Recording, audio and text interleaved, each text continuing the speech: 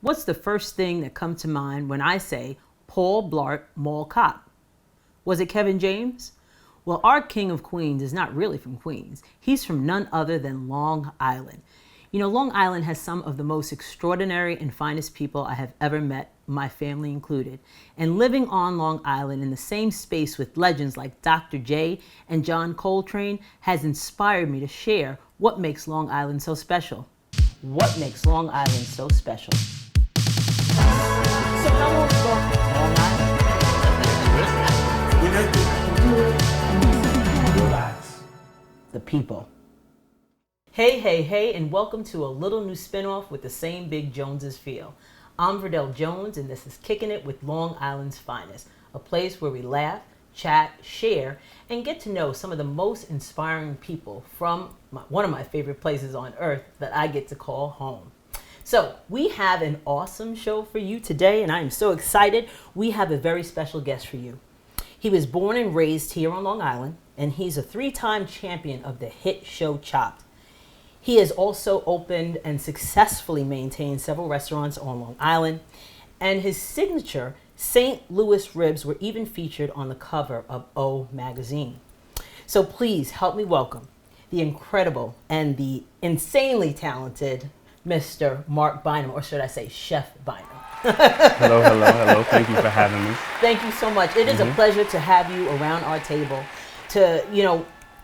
Long Island is one of my favorite places. I've lived here all my life. Mm-hmm. You know, it has its ups and downs, as we all know, right? Has its reds and blues. That's right. I like that. 100%, right? Mm-hmm. Yes. So, what was your experience like growing up on Long Island? Because you're born and raised here. Yeah, I grew up in Farmingdale, not too far from here. It was my childhood was good because it gave me everything that I needed to succeed. Diversification. Growing up in Farmingdale, went to Farmingdale High School. Definitely. So you had your mix of us, the Spanish. You had everybody there. It was a big melting pot. It was great. Right. And I'm a third generation Farmingdale grad. So really? my mom went there, my brother, my sister. Oh, wow. My son graduated from there. Okay. Yeah, so we you have really deep roots there. Yeah. Yeah. You know, I grew up in Central Islip. Okay. And I represent CI all day. Mm-hmm. Yeah. I love CI. Yes. How do you think it influenced you with your career? And we're going to talk about, all the extraordinary things that you have done and are doing. Yeah. So how has it influenced you? It just influenced me in the way of being diversified, of being able to have a conversation, speak. It's that, besides from growing up in the church. I think that was my childhood more than growing up on Long Island. And that allowed me to speak. It allowed me to spread my wings. And growing up with my mother, my father, my sisters, and my brothers in the house, I think that was the real influence. The high school really was just a place that I gathered. It was okay for my quote unquote education. Right. I never went to college, which was, a blessing in and of itself, but I went to BOCES. Right. But like growing up on Long Island, I saw the good, the bad. I love Long Island. I appreciate it more now that I'm older because we have the beaches. Like I love out east. I love my Greenport. I love my Sag Harbor. I love my Hamptons. I love my Montauk. So at the end of the day, it's a vacation home without having to leave. Right, exactly. So that's why I loved it. As far as the food aspect, my influence came from my mom. But Long Island was just chill. It wasn't too crazy. It had listen, in the 80s we had the block. It was a little crazy. Right. Right. You know what I'm saying? You know what I'm saying?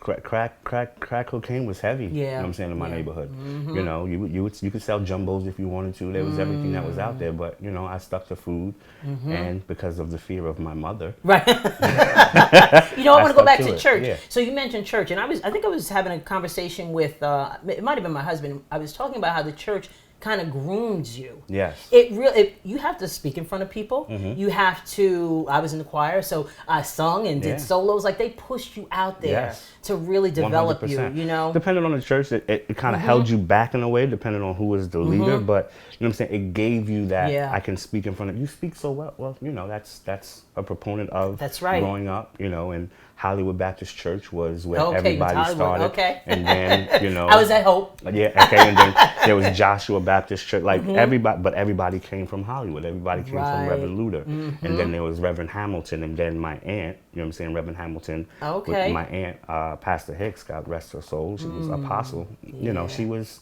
the influence. Like the women in my family really like groomed me to be who I am, and that's what it was. Like I appreciate my dad more now, but like when I was growing up, you know what I'm saying, the man that puts you behind isn't the guy that I'm like, oh, I really, really love him. You know, but I can say right now, James Clinton Williams Sr. is my dad, and I love him, and I appreciate him more than anything. Wow. My mom, I love her. And she's an inspiration for you as far as cooking. My food, yeah. That's right. Yeah. So how did your mom inspire you in that area? She cooked. Okay. That was it. That's all she needed to do. That's all she needed to do. And, you know, in a time when we're younger and we need guidance, and I said, she asked me, you know, my mom was always, she's dope. My mom is just dope because she sees the future so much. When I was in high school, she was like, you need a food truck. And I was like, wow, in high school she said that. So this is 96. Right. I'm like, when you're thinking food trucks, you're thinking roach coaches, That's right, you're thinking this, you're thinking that. You know, I'm just like, yeah, okay, Mom. Wow, isn't that something? Yeah, she always told me to start off small. Vision. She got 1000%. She got me a little picture of a small, it was like a small storefront restaurant. And I was just like, no, I'm going to be big. I'm going to be humongous. She's like, always start off small. Yeah. And I didn't want to listen. And I was always looking for the big thing. And Hush, you know what I'm saying? Right in Farmingdale, small. If I showed you the front of Hush, and if I show you the sketch of the picture that she sent. Wow, isn't that something? Spot on. Well, you already know about the food truck. That's so, right. You know, if you listen, listen to your mom. That's right. Listen to your mom. You know what I'm saying? What was the favorite meal she cooked? My mom. Listen, there was not a not favorite meal that my mom ever cooked. Nowadays, she's kind of suspect with it. You took over. Yeah, because you know, my mom, like, she's from the Bronx. She grew up in the Bronx, but she grew up on Long Island, you know, Park Street, right up the road from where we are now. Literally, it's just like 5 blocks down from where the house is now. And like, she would cook, like she would make peach cobbler and she would put the dumplings in there. She would make, everything would be from scratch. Now it's like semi-homemade. She ain't got time for that. No, she don't. She's retired. She don't care. That's right. But like one time she came to the restaurant and I was cooking and I was prepping and she just sat there and watched. And then she went home. I was like, what you doing? She was like, I'm about to go home. And my sister called me up. She was like, yo, what happened? I was like, what are you talking about? She was like, yo, mommy cooking. Oh, what? I was like, no. She was like, no, mommy cooking. Like, she cooking. She was like, you inspire her to cook. Wow. So she made, like, my mom would make me spinach pie, sweet potato pie. Thinking about it now. Everything. Like we grew up a certain way. Like we didn't grow up on bologna. We grew up on salami. We grew up on liverwurst. We grew up like there's certain things that she gave us. Like everything connected through food, and that's why I love it. It's love. Food is love. 1000%. And you can taste the love in people's food. Like, oh yeah, you're not a happy guy. That's right, because your food is not happy. It's not happy. It's not dancing on me. It's not doing nothing. Right. Like, you know, and then sometimes when people come into the kitchen and I'm just like, yo, you could go home.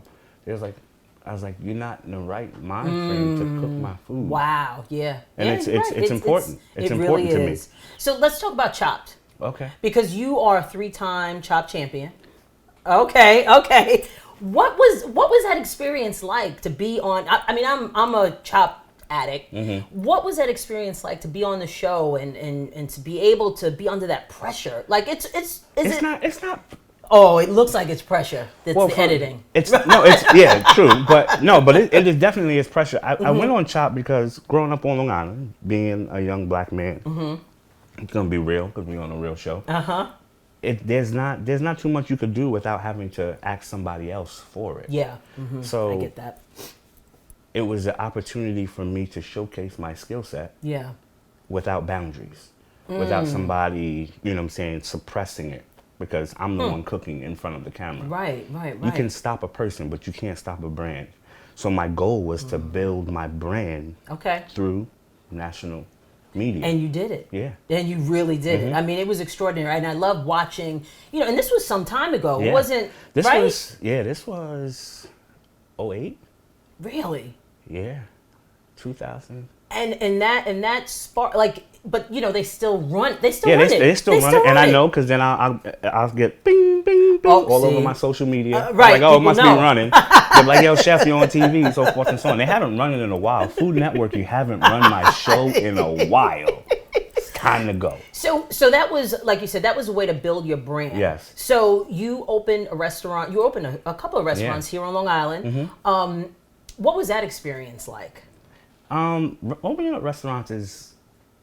I'm gonna talk about Hush. Opening up my first restaurant was stressful and amazing all at the same time. Yeah. Because it's like, you have this idea in your head of what it's gonna be, and it was a 100% faith-based project.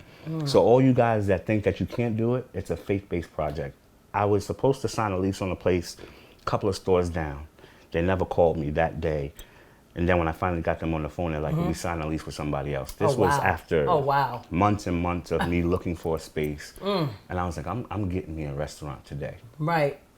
So I'm walking today.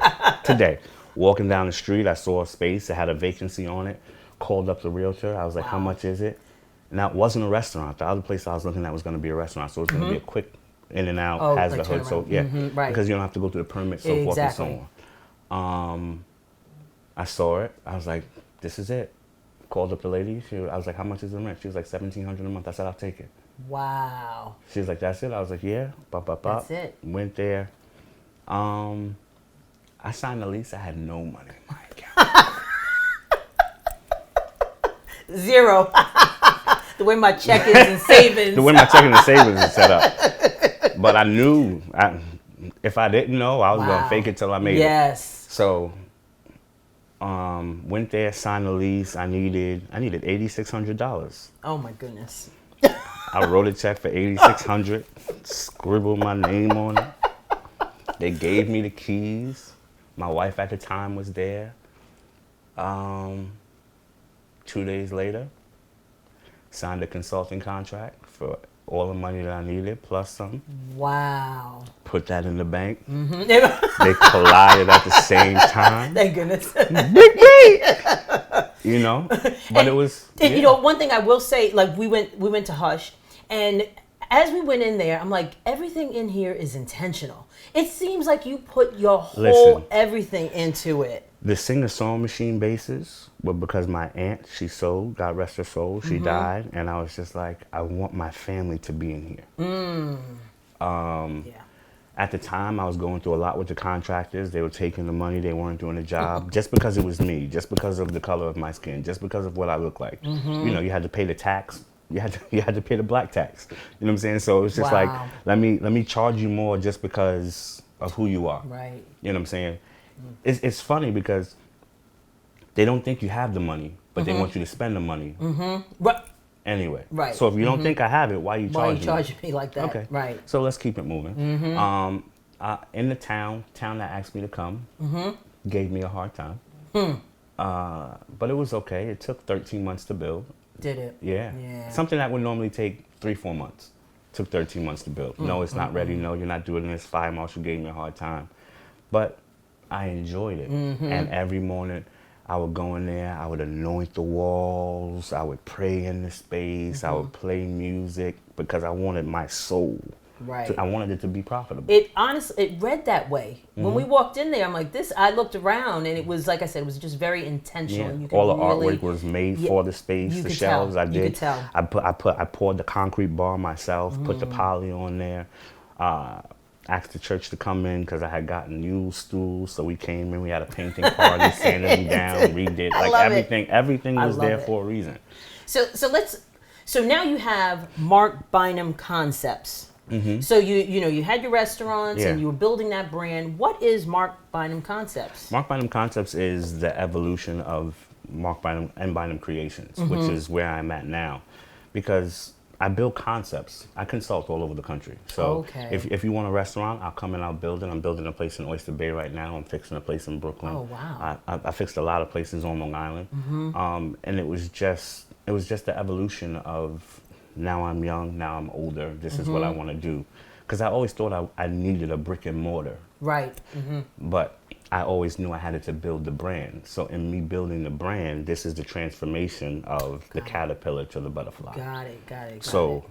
So Marc Bynum Concepts is the butterfly of M. Bynum Creations. Got it. So that's what it is. So I'll go in and I'll do this. I'll travel all over the country. I'll speak on television. I'll do a TED Talk. You know, all of that stuff. That's what I do.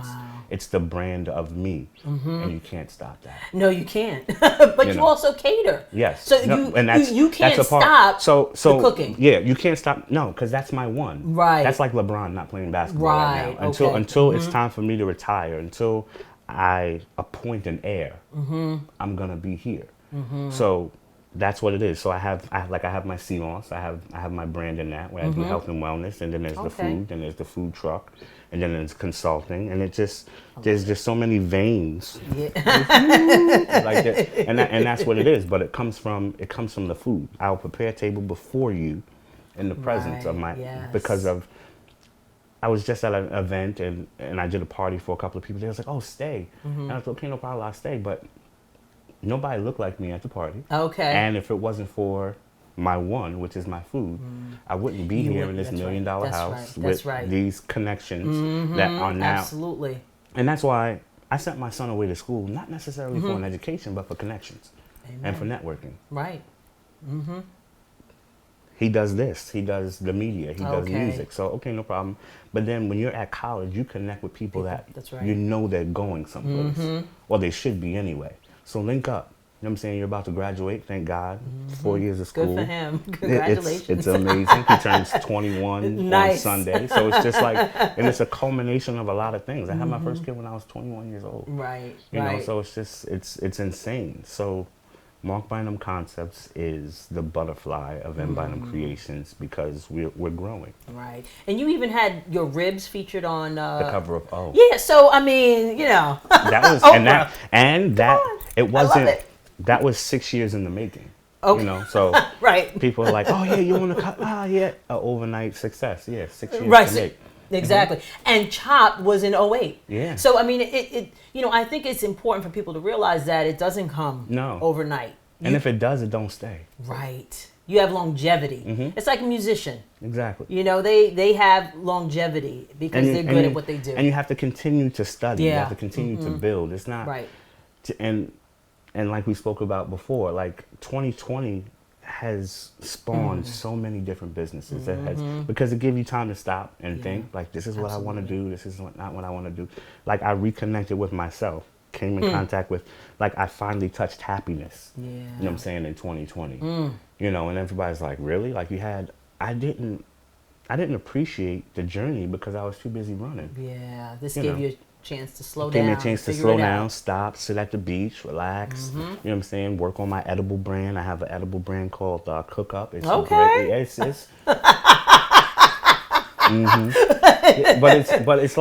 but it's just a spawn of many things, and it's I love it. I love to grow. You know, I don't like to stay stagnant. I don't like to, you know, and I like to be an inspiration. Like and when I lost once. On Chopped, and they were just like, "You're not upset?" I was like, "No, I'm not upset." I said it wasn't mine to lose; it was mine to win. I was like, "But there's somebody." I was like, "What I've done overnight was go from local to national, ultimately global, because it plays in Dubai and all those other places now." So in a matter of an hour. So there's a kid, there's a man, there's a woman that thinks that I have to go to college, I have to do this, I have to do that. No, you don't. I'm successful. You know what I'm saying? There's a kid that looks like me that's like, "Yo, I can't." Nope. Yes, you can. You can be on the cover of Old magazine. I didn't go to college. Like, these are things that you can do based off of grinding. Yeah. Nobody ever gets successful by sitting there crossing their hands. Yes. You know, absolutely. And that's not it. You know, and then you should get to a place where you don't have to work as hard, but you still got to work. If you want to continue to build, each generation changes. You know, so we weren't doing this 15 years ago. This wasn't even a thought. You know what I'm saying? We didn't have the cell phones that we have now where we can, you know, before he said, "I'm going to tell everybody what I'm doing as I'm doing it." They'd be like, "Why are you being all in my business?" Now you're just now you're telling everybody your business. This is where I'm at. Come follow me. Do this, do that. So speaking of that, how can people contact you, reach out to you, find out what's going on, like what's next, what's the biggest thing you got going on right now? I mean, everything seems big, but what's going on? Right now, well, you can reach me on Instagram, Facebook, and Twitter. People still Twitter? I think so. Chef Marc Bynum, MarcBynum, or you can find me on the interweb at marcbynumconcepts.com.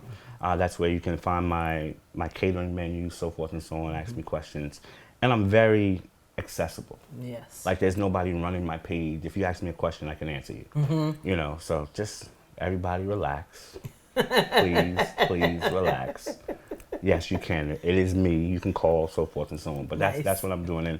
And right now I'm busy. Like I do the vaccination sites right now. Okay. So I have 4 of them, so that keeps me busy. But I'm still consulting. I'm opening up a place in Oyster Bay called Nudo, which is another ramen spot because I opened up MB. Oh, okay. Yeah. So this is going to be another ramen spot. But like right now, I just bought my food truck back, and I'm putting that back together because I just want to be able to go. I don't need.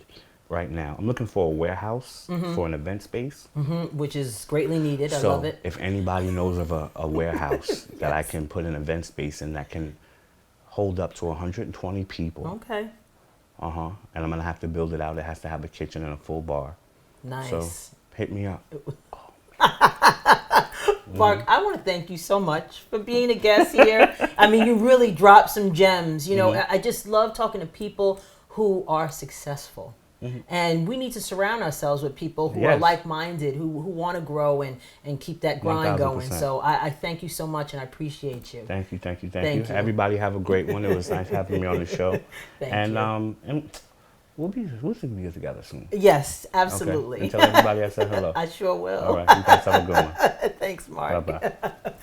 Thank you so much for watching Kickin' It with Long Island's Finest. You can find us, Let's Kick It with the Joneses on all the social medias. I think there's Instagram, Twitter, Facebook. Make sure you like the page. And also visit our YouTube channel, Let's Kick It with the Joneses. And make sure you subscribe to the YouTube channel. Hit that notification bell and you'll get all of the shows as they come available. So again, thank you for watching.